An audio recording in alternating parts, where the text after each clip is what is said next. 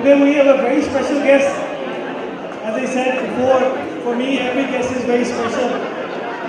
But this person came from Uppsala University and obviously moved very early from Germany. He is a professor at Department of Linguistics and Philology in Uppsala University.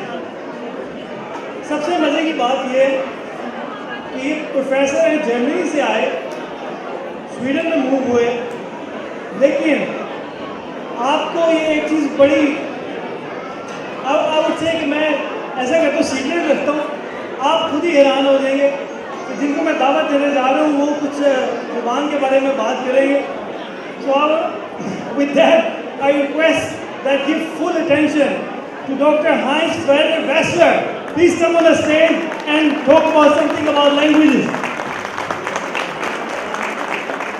Ambassador साहब, सामने बैठे हुए सब लोग, बहनों और भाइयों, मैं अजीब सा एक जानवर नहीं हूँ,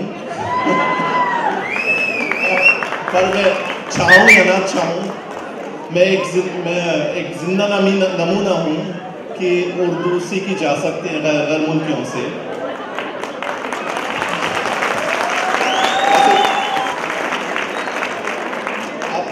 बहुत साल तक उर्दू सीखने के बाद मैं थोड़ी बहुत बोल सकता हूँ. सही ढंग से नहीं बोल पाता वो मुझे मालूम है, तो कुछ हद तक समझ लेता हूँ, बोलता भी हूँ.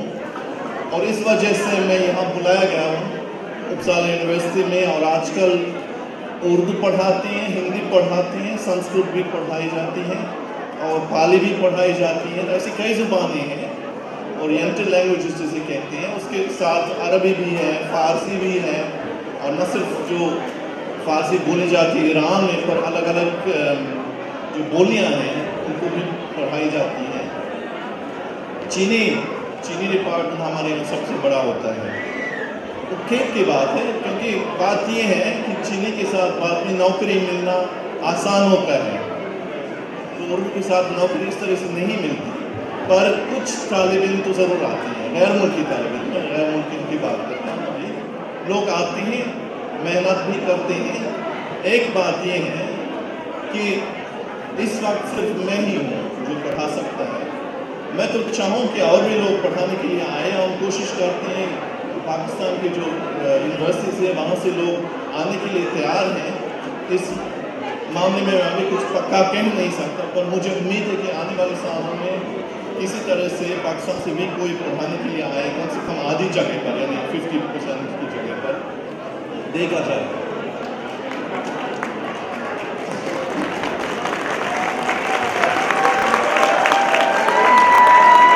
इधर मैं भी हमारा बात कहना चाहूँगा यहाँ के ऑर्गेनाइजर्स को, पिक्स को. मुझे अभी तक मालूम नहीं था कि बहुत सारे लोग आए हैं, बहुत खुशी की बात है, पर इतने सारे लोग सुनने के लिए आते हैं, मनाने के लिए आते हैं. ये मेरे के लिए उम्मीद है कि किसी दूसरे मौके पर हम दोबारा मिलें.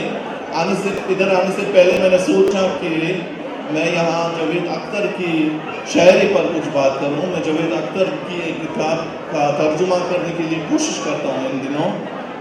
मैं जावेद अख्तर, आप बहुत लोग जानते होंगे इनको. ये हिंदुस्तान के एक उर्दू शायर हैं. शायर ही ज़्यादातर बॉलीवुड फिल्मों में गीत भी लिखते हैं, इसके लिए मशहूर है. खासकर वो बहुत अच्छी शायर भी है. उसके साथ में लावा की किताब का तर्जुमा मैं इन दिनों कर रहा हूँ, और मैं इनको फ़ैज़ अहमद फ़ैज़ के सिलसिले में पढ़ता हूँ और पढ़ाता हूँ. पर इसके लिए आप वक्त नहीं है, मैं ज़्यादा देर तक नहीं बोलना चाहूँगा. मुझसे पहले से पूछा गया था, आप ज़्यादा देर तक ना बोलें, नहीं तो मैं बहुत बोलता हूँ, ये मेरी आदत होती है. पर इन लफ्ज़ों से मैं ख़त्म करता हूँ इस बार. उम्मीद है कि दूसरे मौके पर हम किसी तरह से मुलाकात होती रहेगी और दोबारा मिलें और इन चीज़ों के बारे में दोबारा बातें करेंगे. शुक्रिया.